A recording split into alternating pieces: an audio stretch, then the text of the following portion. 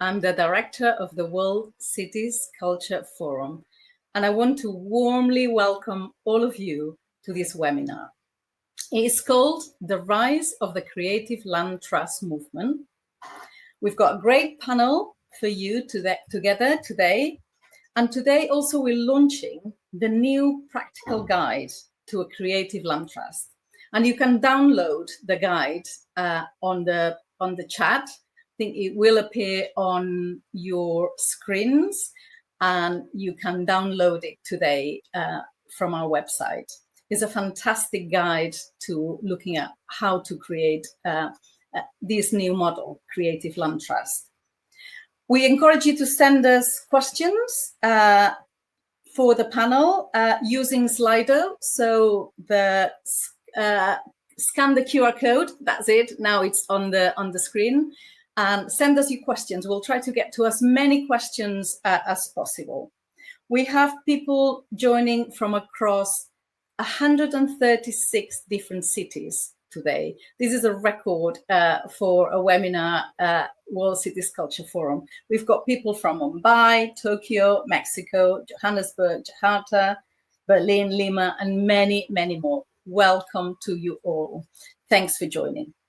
But before we start, a few words about World Cities Culture Forum. It was set up in 2012 by the Mayor of London. We are the leading network of global cities and culture.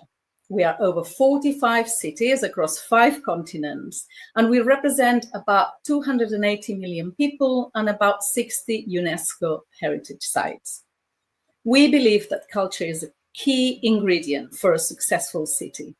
We call it the golden thread, because we believe that culture contributes to a city success, all aspects of urban life, from jobs and tourism to making us healthier and happier.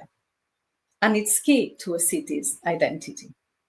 Our cities share their best ideas, and we support them to fast-track solutions. And today, we're talking about one of those good ideas that are spreading across our cities. We've been supporting this movement for the past 10 years. We've awarded 2 Leadership Exchange Program awards for cities to learn from each other to setting up creative land trusts. And now we have 12 cities in our network exploring how to set up creative land trusts. The Leadership Exchange Program is our flagship program, and it's funded, kindly supported by Bloomberg Philanthropies. And I want to give a shout out and thank you so much for the support. Today, we're talking about creative land trusts. And to frame the conversation, I'll just set out 3 key points as way of context. Number 1, more and more we live in cities. And in fact, by 2030, 8 out of 10 people will live in cities. So as cities grow fast, one of the urgent issues rising is the cost of land and property. Number 2, as living costs arise, artists and creatives are finding it more difficult to live and work in cities. And finally, number 3, we are seeing the decline of creative space in our cities. And that's workspace, venues, community spaces. And in that context, that's why we say, thankfully, we've got the Creative Land Trust, because it offers an innovative solution. Our panel today, we have experts to tell us what it is and how it works. And I want to start with Shelley. Welcome, Shelley. You are the Executive Director of the Kenneth Rainin Foundation. Hi, Shelley. Good morning. It's morning in San Francisco. You are the pioneers, really. You're the founding partners of CAST, the Community Arts Stabilization Trust in San Francisco, which was set up in 2013. And last month, you hosted the first Creative Land Trust Summit in San Francisco, bringing together cultural leaders and founders from 20 cities. It was convened by the wonderful Michelle Tebet at Left Bank, and World Cities Culture Forum were collaborators. So I want to ask you a bit of a 2-pronged question. One is, tell us a bit about the origin of setting up CAST. Why set up CAST, and how did it work? And also share with us your takeaways from the summit that you've hosted recently in San Francisco. Over to you, Shelley, and great to have you here. Thank you so much, Laia. I am thrilled to be in this conversation with you all. It's so exciting to have the number of cities present today and really across the world who are doing this incredible work. So as you said, I'm Shelley Trott. I'm the executive director of the Kenneth Rainin Foundation, and we're a private family foundation in Oakland, California. And we are a philanthropic organization. So we have a mission, and our mission is to enhance quality of life. And we do that by championing the arts, by also promoting early childhood literacy and supporting research to cure chronic disease. But our arts funding is focused on ensuring that Bay Area artists have the resources they need to create and thrive, and to support models like the Community Arts Stabilization Trust to address systemic barriers such as land control, to unleash creativity in our cities. And given that we're talking about land, I think it's important, and I want to acknowledge that I'm joining you from the unceded ancestral homeland of the Liaison Ohlone people, who have lived in Oakland and cared for this land for thousands of years. My connection to the Creative Land Trust movement is that in addition to working in philanthropy, I am an artist. And I've lived through 2 technology booms and displacement crises in the Bay Area. The first that I experienced was in 2000 during the dot-com boom. It was a wild time in the Bay Area, kind of felt like the Wild West again, and money came pouring into the region. And the dance community at the time lost almost all of its studios, except for one. And the one that wasn't displaced by a dot-com survived because the artists owned their building. The second displacement crisis started in 2012. The tech.com boom had gone bust, but then it was starting to kind of take off again. And so in 2012, there was another technology boom looming. And this time I was working in philanthropy. And so I had access to resources that we could use to do something about it. And we saw the signs of the looming crisis based on my experience as an artist in 2000. And we began exploring the ways the foundation could help to disrupt the cycle of displacement. And we spoke to a lot of people who worked to protect the creative spaces back then, and learned that most of the solutions were temporary, that we had merely kicked the can down the road. So of course, we found ourselves here again, facing another displacement crisis. So we knew we had to do things differently. We had to find a way to help artists and arts organizations own the land beneath their feet. So we worked with a local organization, a community development financial institution, to develop the business model for the Community Arts Stabilization Trust. And that was meant to support artists and arts organizations to buy property and sustain ownership permanently. And Ken Ikeda from CAST is on today, so he'll talk more about what CAST does and how it works. And I'll move on to kind of the hopes and objectives that we had in convening the first Creative Land Trust Summit in San Francisco. It was meaningful to convene that group in San Francisco because that's where I think this model was first highlighted by the World Cities Culture Forum back in 2018, and how this movement began. And so we were thrilled most recently to learn that so many cities around the world had been inspired by CAST. And Michelle Tabbitt, who you mentioned, had been following and supporting the Creative Land Trust movement for years. And she reached out to me and proposed that we host this inaugural summit to connect the various practitioners from, at this time, almost 20 cities around the world. And the World Cities Culture Forum and Justine Simons had sparked the global movement by highlighting CAST and London's Creative Land Trust in their communications and events. And we understood that this is still, while it's been happening for a while, this is still a very young and emergent field. The work is very complex.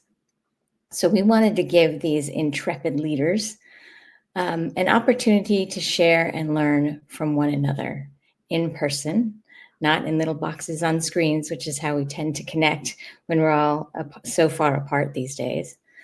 And we hoped to seed an international community of practice that would support and empower those already that are in the trenches, and to inspire others to establish creative land trusts or adapted models in their cities. And I'll just say that the word that best describes the summit for me is electric. When everybody came together over the 3.5 days we spent together, it was just next level. Attendees were just absolutely thrilled to be with like-minded creative problem solvers, and we're hungry to learn from each other. And especially, I'll say, from the trailblazers like Artspace in Minneapolis or Artscape in Toronto. And so it was really clear that this community of practice was already happening, and we wanted to level up the work through collective knowledge and to build a library of tools and resources, including the Creative Land Trust Summit Toolkit that you all created. And one takeaway that was very clear above and beyond the community of practice and the tools and resources that everybody needs to continue this work is that we need more funding and creative financing structures to scale and sustain this movement. So now post-summit, we'll be building some infrastructure to support the community and think about how to bring partners together to continue to convene and expand this group. And we're just so grateful to be connected to you all, the World Cities Culture Forum, and to promote the Creative Land Trust Toolkit as an exciting and essential resource. So thank you, Laia. Thank you so much. I love that journey from artist to philanthropist, and then sort of this electric global movement that, as you say, is a young field, but also there's a lot of people already working on it. And it's such a, as you say, privilege to bring these people together and support. And we'll pick up on some of the areas that you've mentioned around funding, for example, because that's one of the innovative tools. But you've mentioned the wonderful Ken Ikeda. So now I want to bring in Ken Ikeda, who's the CEO of CAST. Your work clearly at CAST is inspirational. In 2024 alone, you've secured 86,000 square feet of creative space in the Bay Area, and you've got another 100,000 in the pipeline, and you've helping community groups secure space. So Ken, from your perspective, tell us, can you unpack how does CAST work for those who don't know about who are new to CAST? How does it work? And also, you were part of this inaugural summit in San Francisco. So also, what are your takeaways? Was it electric, and what were your takeaways from that? Yeah, thank you so much. And I'm thrilled meeting with everyone virtually. And I think, just want to acknowledge that I'm relatively new to CAST, and the work that we're engaged in now is really on the shoulders of those who preceded me and my colleagues. So as I talk, I'm going to hopefully be able to share some imagery of buildings in our portfolio. The first here is Counterpulse, which is the dance organization that Shelley was talking about. That it was our first project as CAST that we were able to secure their sustainability in a sense. And I'm going to go back to that word over and over again. But Counterpulse in 2023 fully purchased this building back in a lease to own scenario from CAST and has 100% equity of this property site. But let me take a step back really quickly. I want to give a brief description of CAST, the sort of the who, what, and how. As Shelley mentioned, just sort of our origin story, we're effectively a nonprofit real estate development organization.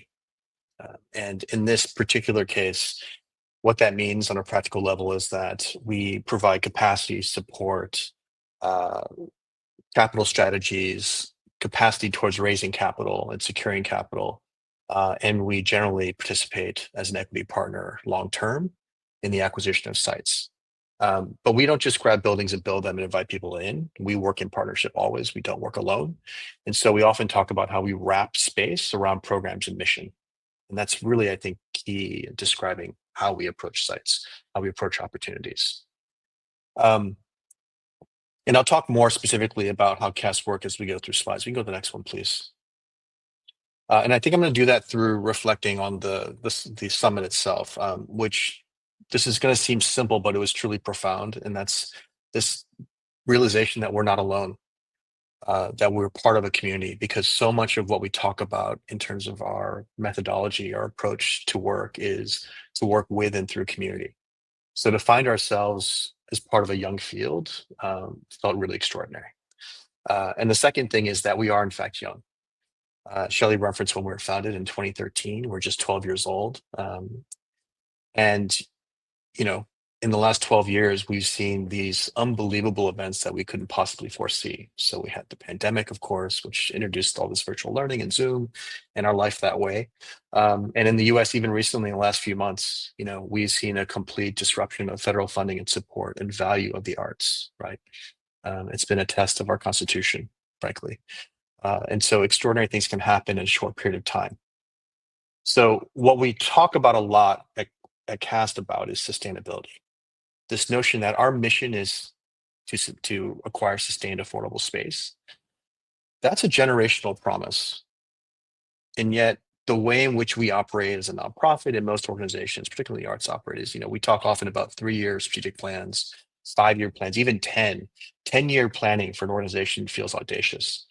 But when we're talking about the outcomes that we seek as CAST and our peers seek in this space, 12 years is nothing. And so we've been giving a lot of thought to that. What does it mean? You know, can you go next slide, please? This is a image of a place called Geneva Powerhouse and Car Barn. It's actually owned by the city of San Francisco. It went through a complete redesign from the ground up and a retrofit. It's a relatively small space, and we partnered with a group called Performing Arts Workshop, and they're the anchor tenant to do programming there. The back half of this building, which is historic, remains untouched. It's boarded up, and this is on a very, very prominent corner of a San Francisco neighborhood that is not downtown, but it's a central hub because of the public transportation for this neighborhood. If you go to the next slide for me. Great. And this is a different scale in San Jose, California, which is really the heart of Silicon Valley. Although San Francisco makes that claim, really Silicon Valley is based south of San Francisco. And this is in East San Jose. It's the School of Arts and Culture. It's a campus. And this is a group that we helped with their equity to acquire the space. And they've effectively become full-blown developers. They purchased the entire block across the street, which is vacant. And they're looking at housing and enterprise. And if you go to the next slide, please.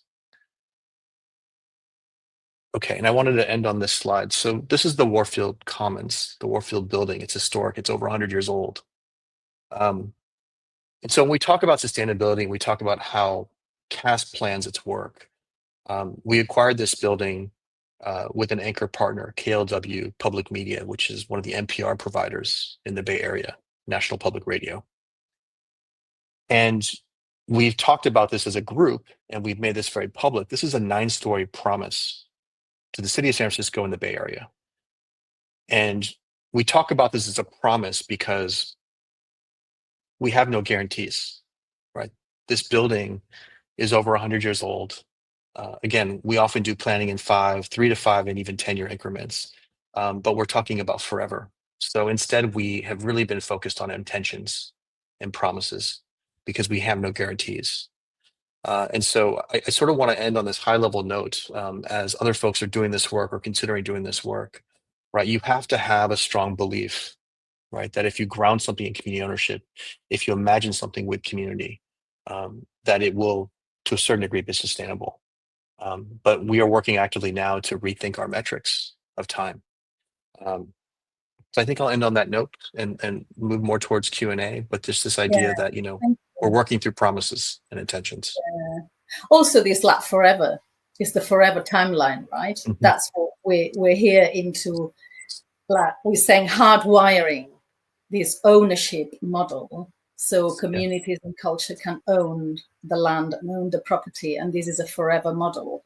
I love it, and I love that you describe CAST as, as a non-profit real estate organization that in itself feels like a bit of an oxymoron, but that's what you are.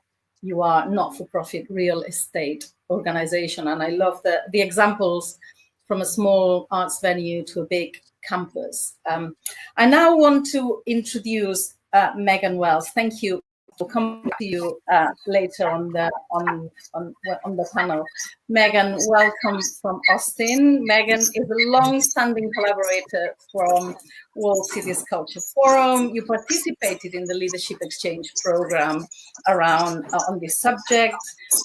You are Special Liaison for Economic Development and Culture at the City of Austin, and you hold sort of a unique sort of role between the city and this new organization called Rally Austin, which is a public-private partnership. And it's a slightly different model than San Francisco, which is what's interesting, that each city is sort of taking this model and making it its own. Already, Rally Austin has invested over $20 million to securing creative space in Austin, saving music venues, iconic music venues like the Hole in the Wall. So from your city perspective, Meghan, and particularly a city like Austin that has seen this sort of rapid growth, how did you transfer the model? How did you adapt the model? Tell us about your journey. Yeah, happy to be here. I'll first kind of set the stage with a little bit of context about the issue and the problem in Austin. There we go. Excellent. And if you can go on to the next slide here. Great. So really, Austin has built our identity around innovation and experimentation, and we've created this cool, creative vibe. But this has spurred explosive growth in our city for the last 2 decades. We were the fastest growing metro area in the US 12 years in a row, from 2009 to 2021. And we only slipped down to number 2 in 2022 and 2023. But Austin's vibrant and weird creative community was incubated in a city that no longer exists. Gone are the days of low-cost living and workspaces. Our real estate market bubble has yet to really burst. Property taxes are high and rising, and we are not an industrial city that has warehouses or vacant production spaces to redevelop. Most creative organizations here do not own their spaces, and therefore they're at the mercy of landlords and property owners, with a bottom line that could be substantially enriched by redevelopment or sales. The economic divide has also widened locally. Austin now has 32,000 millionaires and 10 billionaires, and is considered the 10th wealthiest city in the nation. Despite that, though, Austin experiences a serious lack of philanthropic or corporate giving, especially to arts and culture. Local government is the #1 funder of creative activity in the city, which is simultaneously wonderful and problematic. Adding to that, human behavior is shifting away from revenue from alcohol sales, especially in music venues, rising costs of insurance, and lasting COVID impacts on visitor numbers, and an undersupply of affordable housing, and it's a recipe for cultural extinction. All of this probably sounds very familiar to many of you in cities experiencing these kinds of growing pains. Next slide. So our solution. In October of 2020, after many years of recognizing the mounting challenges posed by escalating real estate prices, the City of Austin established the Austin Economic Development Corporation. Now that organization has rebranded itself as Rally Austin. It is a local government corporation that functions as a public real estate developer that works on behalf of the city to generate community benefit rather than profit. It can accept philanthropic donations, utilize revenue bond financing, manage private investments, and engage in public real estate development and public-private partnerships on behalf of the city and our community. The first program to launch within Rally's portfolio was the Cultural Trust, which aims to preserve existing cultural venues and establish new permanently affordable ones through acquisitions, long-term leases, loans, and other creative deal structures to ensure long-term ownership or tenancy. Raleigh Austin assumes initial site control of properties in order to negotiate better long-term leases, facilitate construction improvements for revenue generation, ensure affordability through long-term operator agreements or subleases, negotiate restrictive covenants for creative use, and building out and managing new spaces in city-owned properties. They're also growing a technical assistance program on real estate and are offering advice to help organizations develop their own guidelines for accessibility, affordability, and governance in service of equity, inclusion, and long-term sustainability. Next slide. As I mentioned, the first round of the Cultural Trust Program investments commenced in 2022 through a request for proposals from the community. The city contributed an initial budget of nearly $20 million in funding for this phase. 5 years after its inception, Raleigh Austin has leveraged that initial city investment with an additional $7.5 million of matching project funds, and now oversees a portfolio of real estate projects that is anticipated to provide over 250,000 square feet of affordable space and generate an estimated $300,000 in economic impact. The focus has achieved deep affordability and long-term preservation of several important spaces. To highlight just a few achievements, and you can see some of these in the photos on the screen, they have successfully negotiated a new 20-year lease for the Hole in the Wall, which is a beloved music venue that has served the University of Texas area since the early 1970s. They have secured the Texas Historical Landmark status for the Broken Spoke, which is a nationally recognized dance hall and music venue. They have contributed $5 million towards new facility construction and capital campaigns for 2 anchor performance institutions, Austin Playhouse and the Museum of Human Achievement. And they are finishing out a flexible art space within the city's building that houses the permitting and development functions. It is going to be a small, flexible theater space. With these early wins, Raleigh Austin is positioning itself as a leader with other partners, locally, nationally, and internationally, to test innovative solutions that protect Austin's identity as a creative capital. Next slide. And I'll close with just sharing some learning and advice that we have formed through Austin's local experience, as well as through conversations with colleagues at the recent summit. What we've come to realize is securing permanently affordable and accessible creative and cultural space equitably is an emerging specialized professional field of practice. But each project is unique. There's no one way of doing things. There are many ways of supporting affordable permanent cultural space, and not all fit into a land trust model. Raleigh Austin is using long-term leases, capital improvements, gap financing, and other tools while positioning itself to acquire property in the market in the future. Scale, many times bigger is better. Larger projects can provide diversified revenue to help support the affordability of smaller elements. However, often the capital to acquire and build at a larger scale is not available at the start of these projects, and that can be a challenge for us. So advice that I could offer, try to identify and carve out funds for a technical assistance program for the community. You're going to want to teach people how to fish, as well as give them resources to continue the journey.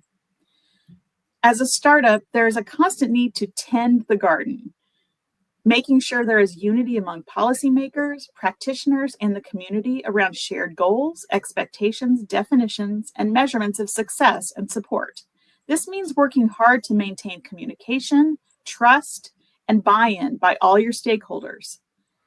Capitalize on your successes, celebrate your wins.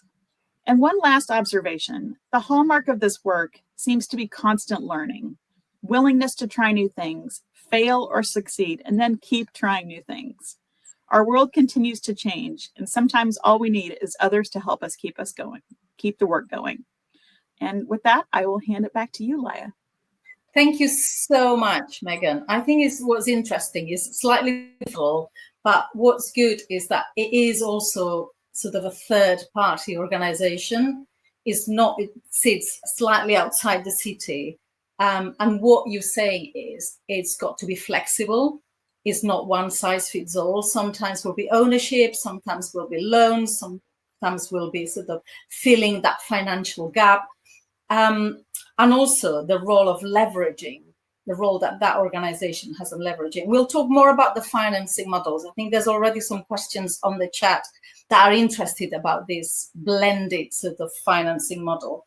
But before we do so, I want to bring our last sort of speaker, which is Erika Hennebury from Toronto. Erika, you're an urban planner and you're a creative yourself.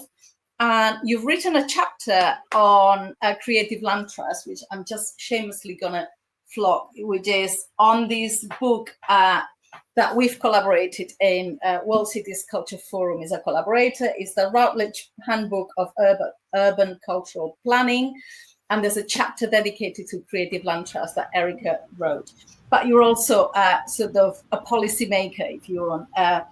And your role in the City of Toronto as Senior Cultural Affairs Officer means that you are working in that sort of sphere of saving spaces, securing spaces. And Toronto, we've said that before, I think both Ken and Shelley mentioned, has a rich history of sort of supporting community and creative space. In fact, our first leadership exchange program meant we took 10 cities to visit Toronto and learn from Toronto. So you're an urban planner. From an urban planning perspective, again, what does it work? How does this model of community ownership, why is it so valuable? Tell us about your story on this. Thank you so much. Thanks for having me. It's so amazing to hear about these projects that are happening in other places that I really look up to and admire. So it's really incredible to be here today. So thank you. I'm going to talk a little bit about some of the work that I do with the City of Toronto and also share some insights from the research that I've been doing on what I would call cultural CLTs, community land trusts that are focused on cultural space. Yeah, I'm a planner, but I do have an arts and culture background and in fact have managed many cultural spaces in the city over time. Urban planning is kind of my second career. So I work in a team at the City of Toronto that's called the Office for Cultural Space. And we focus on policy, planning, capital projects, and program development to really protect and grow cultural spaces in the city. And we have a whole bunch of different initiatives that we're working on. Most recently, one of the projects was a new culture plan, and that is called Culture Connects, an action plan for culture in Toronto, led by my amazing colleagues Meghan and Ben. And we're now working on a cultural infrastructure strategy led by my very amazing colleague Dan, who's sitting a couple seats down from me right now. Shout out Dan for coming today. And so, yeah, one of the key targets of this culture plan is 1 million net new square feet of cultural space. And we have a number of tools that we use to secure and acquire culture space. Some of them are planning tools through height and density bonusing, and some of them are partnership projects on city-owned lands. And so we're sort of trying to support cultural community land trusts also through some of the work in implementing this culture plan. But I want to share a little bit some of the insights from the research for the Handbook of Urban Cultural Planning, and thanks to the amazing editors, Rana Amirtamasevi and Jason Schubach. And I wish I could hold the book up, but I don't actually have a copy of it yet. But yeah, the chapter that I wrote on cultural CLTs builds on some work by a couple different scholars. One is a legal scholar, Sarah Ross, who's based in Nova Scotia, actually, and she's been working on some legal models for land trusts and talking about how they can help prevent displacement. And also this really amazing book I want to share called The Cultural Infrastructure of Cities by Alison Bain and Julie Podmore. There's a chapter here about studio provision in London through the Creative Land Trust. It's really interesting work. So this kind of builds upon that. So one of the things I think that is a really interesting subject right now in the sector, the land trust sector, is definitions and the sort of legal framework. How are we defining, how are we scoping this? What is a land trust? What is not a land trust? what is a community land trust? So community land trust to me would be a nonprofit community-based organizations that acquire and steward land for the benefit of place-based community. That definition is definitely being stretched with the sort of adaptation of the model to different types of land trusts and different types of configurations. Some of the key features I want to bring forward is community stewardship, that CLTs are governed by a board of directors that are elected by a membership. So the membership structure is really important. And then that sort of classic CLT model, a tripartite membership, which includes CLT tenants and community members, as well as broader stakeholders like, real estate experts, lawyers, and people like that. So it helps to balance the power. And I think that's a really important feature. Another feature is that CLTs are really anti-capitalist. They're fundamentally anti-capitalist. They take land permanently off of the speculative real estate market. They decommodify land. They prioritize use value over exchange value. So they are quite political entities. And I think that's really important to remember. Affordability is a really important feature of community land trusts, that they are not-for-profit corporations that prioritize affordability. Needs to really be front and center, that they reinvest revenues back into the CLT, and those revenues can be used for all types of different things like capital projects or leasehold improvements, repair and maintenance, things like that, but also they can be used for acquisition and for expansion. So the idea of recycling revenues is really important function. And that they're place-based and community-based, that they're based in either a geography, whether that's one unit of a building, one neighborhood, one city, or even a larger region, but that they're place-based and they're focused on a community. Another feature is that CLTs effectively prevent displacement. They prevent eviction. And even some CLTs have really amazing programs to help tenants cure any minor defaults and prevent them from being evicted. And that's really supportive of the most vulnerable, the lowest income tenants.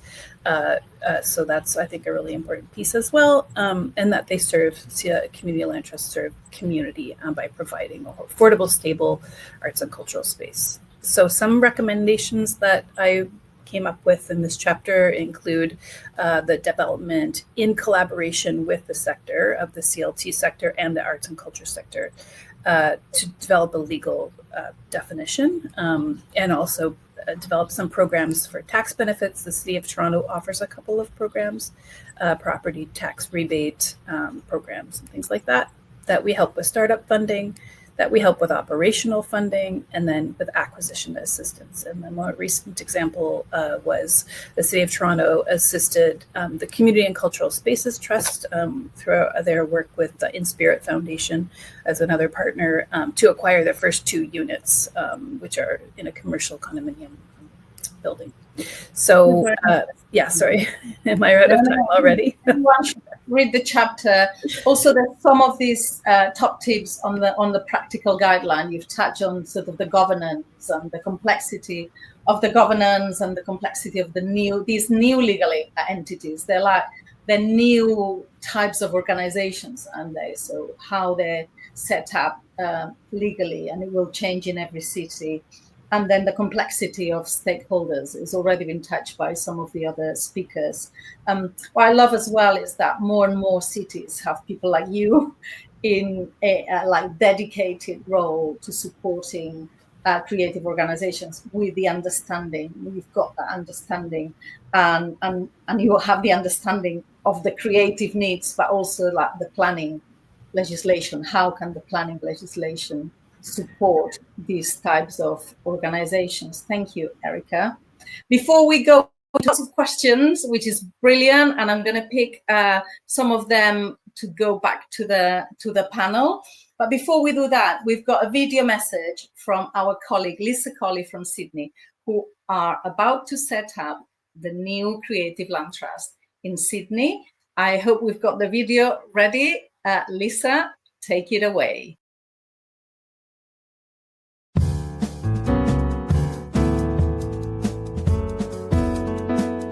The key challenges that Sydney are facing are affordable spaces for artists to work, but also to live.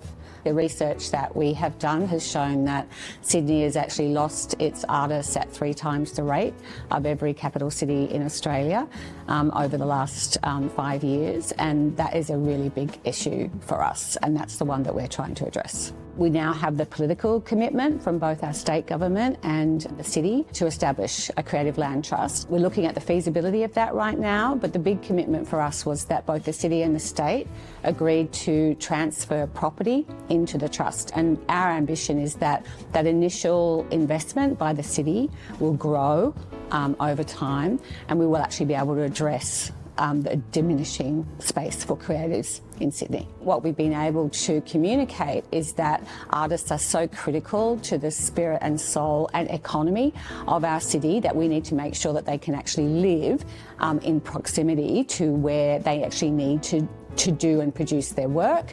And we just achieved last week in a private development 16 units for affordable housing for artists. 4 of them will be rent controlled, so definitely targeting that demographic of artists on low income, and the others will be more targeted to the kind of creative workforce, you know, who are working in industries like our film industry, performing arts industry and so on. There are a number of cities that have really inspired us in this journey. Our colleagues in London have been an incredible inspiration to us, but also a big shout out, of course, to CAST here in San Francisco, who are the origin story of Creative Land Trust type model.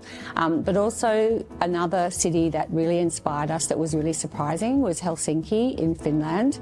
And finding out about the work that they've done there over the last 30 years and the model that they have.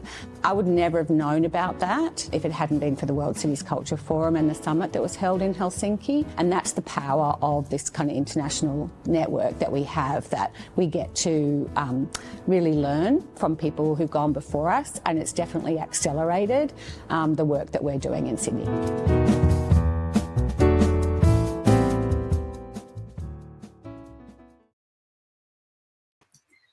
Thank you so much, Lisa. And that speaks to the power of collaboration and networks and camaraderie. There's real camaraderie in this area.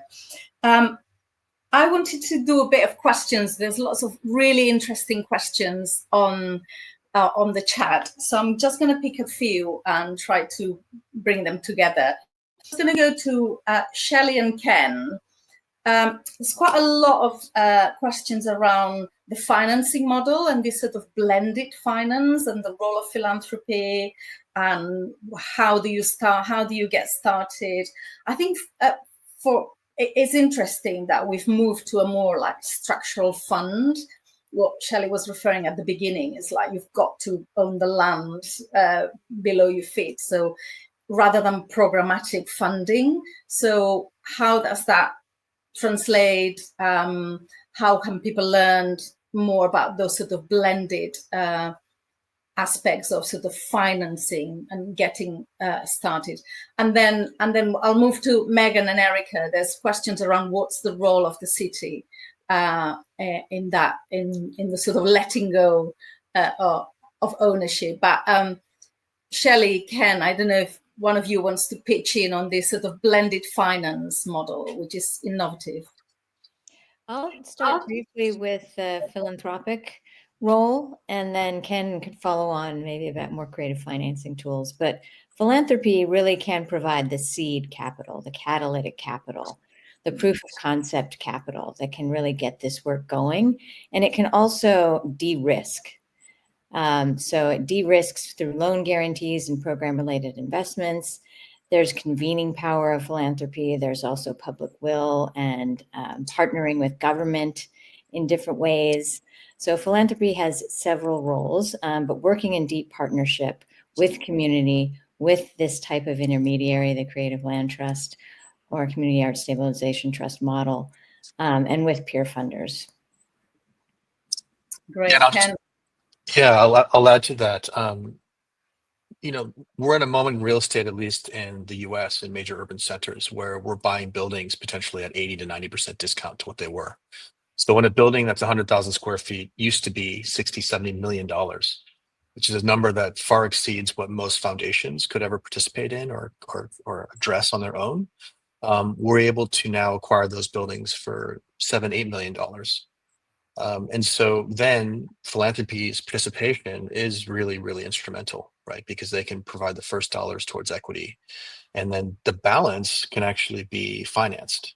So it is a debt scenario, but the arts and culture dollar is just as good as any other dollar. And when you've reduced the operating costs and the debt by that much, you reset the floor of affordability. So then you can even cash flow that borrowing at 60, 70% occupancy of a building and not 100%. So we're currently in a moment that is really unique in our lifetimes, or I'll speak to my lifetime in the real estate market.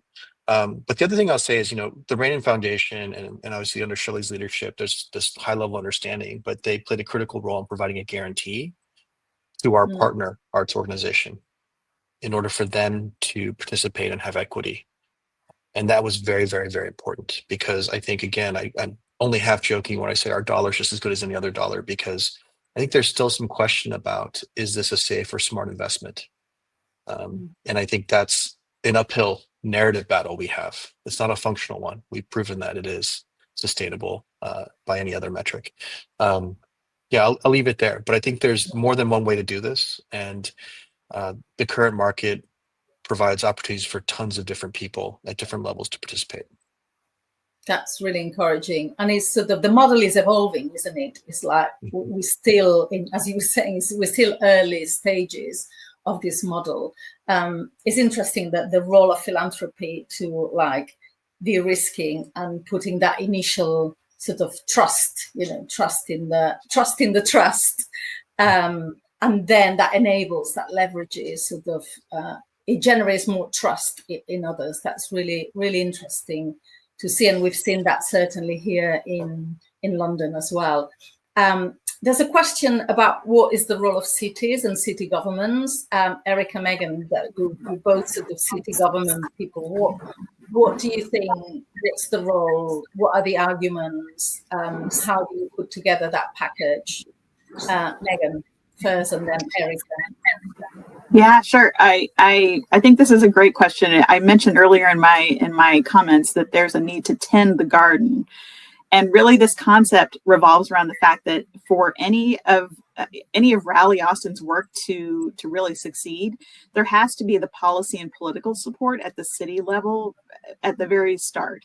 And that means, the cultural sustainability and vibrance are part of the long-term city comprehensive plan. They're rooted in city values and goals and tied to its strategic outcomes. And this is just another way to achieve that.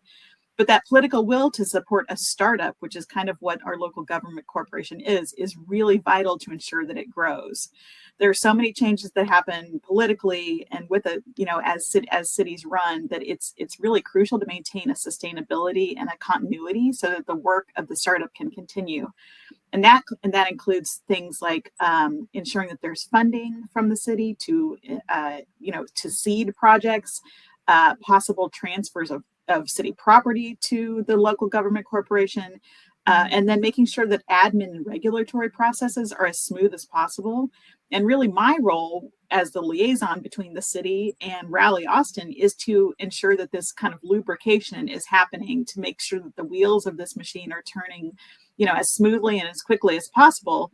And that these stakeholders, there are so many stakeholders to keep unified, are really all on board. They're all participating in this iterative process of developing this entity to the best of our ability.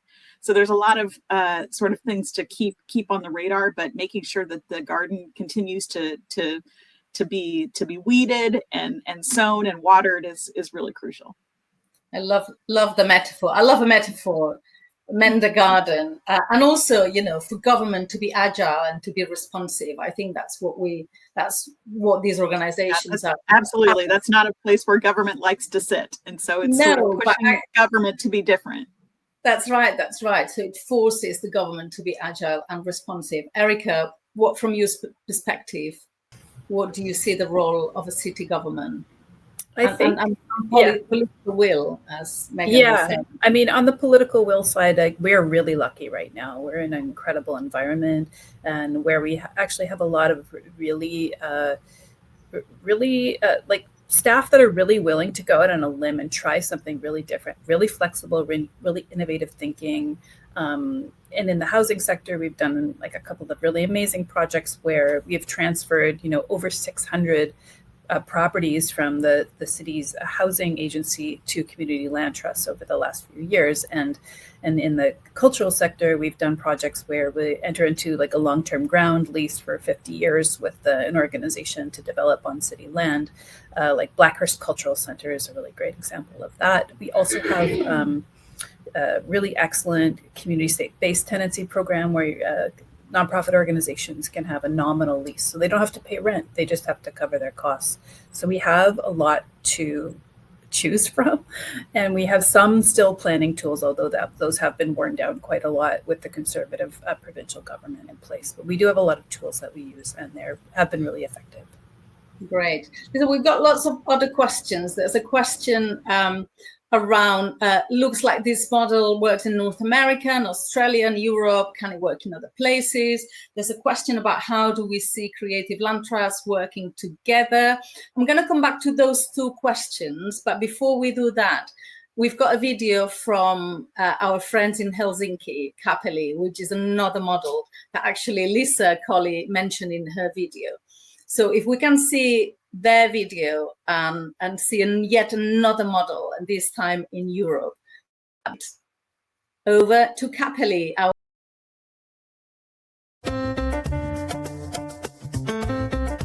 Capelli is a cultural center operator situated in Helsinki in Finland. And what we do is that we recycle former industrial buildings for cultural use. The first one that we took over in the beginning of the 1990s was a former Nokia cable factory, and now it has been reconverted to cultural use. And since then we've taken over also two other industrial sites, former gas and electricity plant and the former pharmaceutical factory.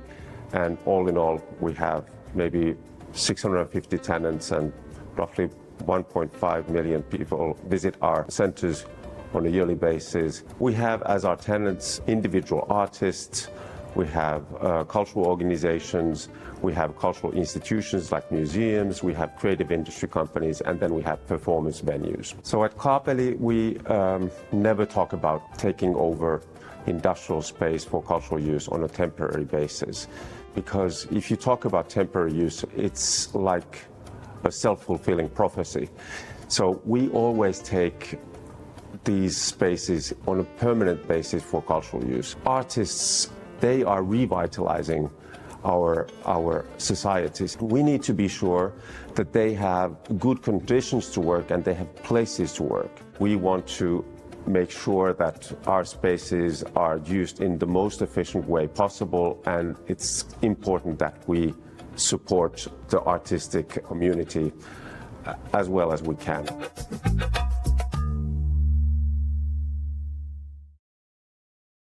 you so much. Thank you.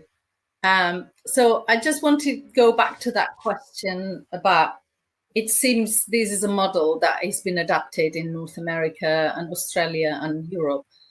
Can you see this being adapted to other continents? Would this work in other continents? What do we think? Obviously, this is a bit of a sort of hypothetical question, but do we think that that's got the flexibility to adapt? Question. Ken, do you want to start on this? Yeah, I would just say absolutely. Without even understanding where it is, I think there are certainly a lot of rules that are shared with us about real estate regarding scale, returns, and things like that. But I think fundamentally, we've also seen great examples of very small efforts that I can see be replicated, even the larger ones. So to be more specific, I think governance is a critical piece from a grassroots perspective. It's obviously critical to the land trust structure as well, generationally in particular, with artists who found a space and a collective and establish a trust, and then they move on or they pass away, and what happens to the next generation caretaking for that. But what I would say is that fundamentally, you have a economic and cultural impact argument to make. And wherever you are, you have a place of comparison with other investments in that community. And so I think we need to really develop our cultural narrative power as a sector and apply it locally, because it is compelling. You know, I think virtually everywhere we go, arts and culture provide the heartbeat, the compelling reason why someone feels attached to an area, how they see themselves in the community and become a part of it. And I think we need to leverage that more towards investment. Great. And there's already a collective, a community. So, and it seems to be, it's a very supportive community. Shelley, where do you see this community? It says, how do you see, how do you think about the potential for land trusts working together? I mean, I saw it absolutely at the Creative Land Trust Summit. I mean, you see some of the leaders of this work here speaking today, and they're just, as I said, intrepid, courageous leaders who are really willing to share everything they've learned, everything they've done, their successes, their failures, in service of this movement, and continuing this work. And I do think that you can adapt it to many cities, many locales. It is hyper-local. It is, what constellation of resources do you have in your city, in your community, that you can bring to bear, because it is also highly collaborative. And to Ken's point, that governance is essential, who's leading, who's advocating. Yeah, so I see a lot of potential, and I think there are some examples coming out of the summit of cities working together more closely, collaborating more closely, that you'll see in the future. Excellent. That's what we like to see at World Cities Culture Forum. We see it as a family of cities helping each other and getting better, helping each other at replicating and adapting the models and getting it better and better every time that you run it. We're running out of time, so it's been fantastic. It's been super, super interesting. Thank you to everyone who sent questions. I'm sorry we haven't got to all of them, but we'll pick up all those questions. Check our practical guide, and as this model develops, we intend to evolve that practical guide. So we'll take some of that questions and we'll adapt them and put them into our guide as we update the guide. But I think we've learned so much. We've said, you know, it's a model that adapts to each city, is a young field, it's complex, it's got potential to spread in other continents. The principles of ownership, the principles of blended funding, the importance of philanthropy, the importance of political will, and the importance of partnership. And, you know, the importance of that collective community of practice. So we'll leave it here. Thank you, Shelley, Ken, Meghan, Erika, for your time and your generosity. And Lisa, and in Helsinki as well, our colleagues sending videos. Also, big thanks for our team, particularly Catherine Thornton and Annika Ali, who's been behind the scenes. And a big thank you to all of you for tuning in. Download the practical guide, follow us on Instagram and LinkedIn, check our newsletter, join us, stay tuned. This is definitely an area of lots of interest, and we'll be doing more work. Thank you very much and have a good day.